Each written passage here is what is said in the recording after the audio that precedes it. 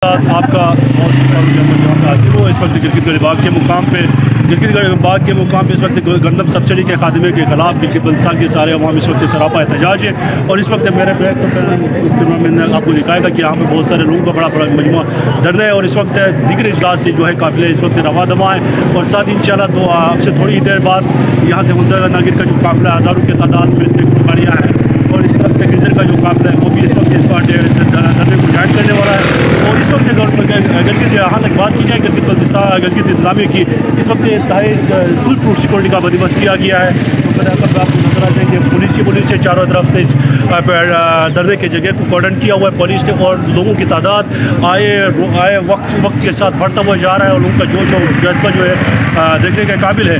और साथ ही इंतजामिया ने गाड़ियों को पार्किंग के लिए river view road Khan Shahi polo ground high school number 1 Gilgit और polo ground police polo ground कोरदा जगह मुख्तस की गई है। वहाँ पे इंशाल्लाह जो है कि गाड़ियों के लिए पार्किंग है। और इस वक्त प्रोग्राम रात गए तक जारी होगा जब तक यहाँ के मुतज़मीन का कहना जब तक कि हमें नोटिफिकेशन नहीं मिलती उस वक्त तक हमने नहीं जाना है।